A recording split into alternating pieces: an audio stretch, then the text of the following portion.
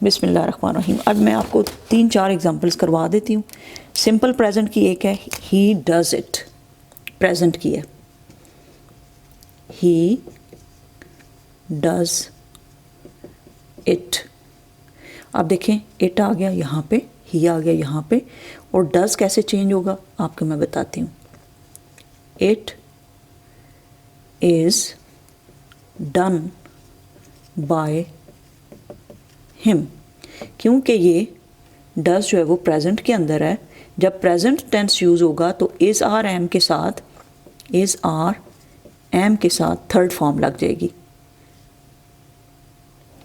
Done लिखना है तो वन लिख दिया, डन। तो डू की फर्स्ट फॉर्म क्या है? Do, did and done.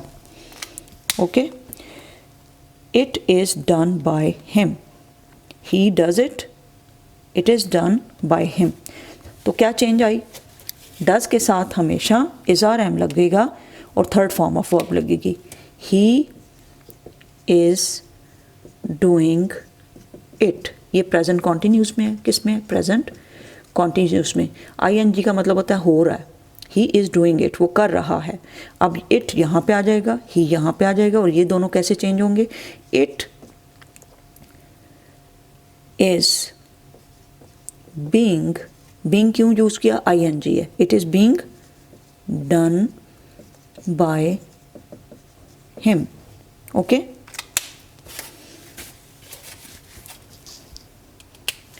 Then is he has done it. आप प्रेजेंट कॉन्टिन्यूस यूज़ करते हो ना, जब आप क्लास में टीचर पूछती है काम कर चुके हो, आप कहते हो yes I have done it, he has done it. अब इसको कैसे चेंज करेंगे? इट यहाँ पे आ जाएगा, ही यहाँ पे आ जाएगा। It has been done by him. He किसके अंदर चेंज हो गया? हिम के अंदर। और हैज़ डन किसके अंदर चेंज हो गया? Has been done. ये चेंजेस आ रही हैं। देन इज ही was, नहीं, he did it। नेक्स्ट है he did it। अब क्या चेंज आया? ये इधर चेंज हो गया, it was done by him। कैसे चेंज हुआ? did किस में चेंज हो गया? ये सेकंड फॉर्म है, और did जब यूज़ होगा तो was वर्ब यूज़ होगा और third form of verb use होगी। तो it was done by him। then is he was doing it। it यहाँ पे आ जाएगा। it was, he was doing it, नहीं, he was doing it में ही होगा ना चेंज। यहाँ पे it चेंज हो जाएगा, I कैपिटल हो जाएगा। it was being, being क्यों यूज़ हुआ है? क्योंकि ing आया है। being done by him, he किसके अंदर चेंज हो गया? हिम के अंदर। अब यहाँ पे हम ये तो नहीं कर सकते it was being done bye he, it was being done by him.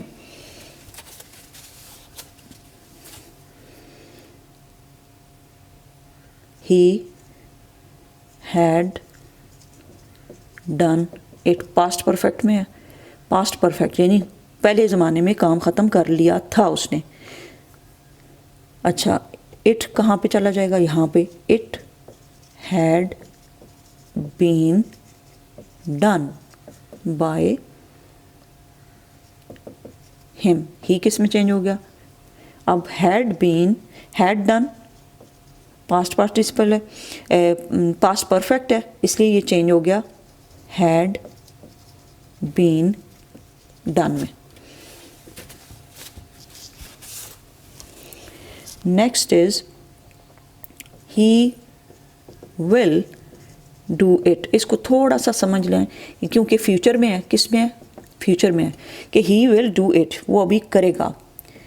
It यहाँ पे आ गया, will be done by him.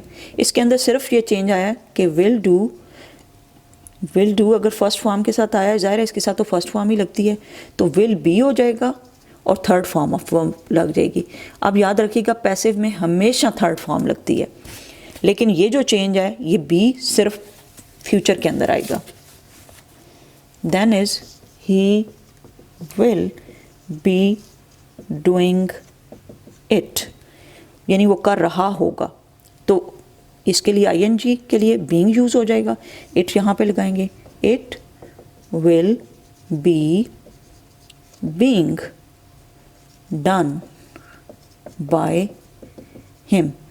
He him में चेंज हो गया, और क्योंकि इसके अंदर डूइंग था इसलिए हमने इसके साथ बीइंग भी लगा दिया।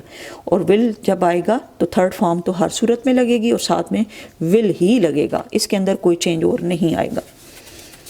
जब भी थर्ड फॉर्म आईएनजी आएगा तो बीइंग लग जाएगा।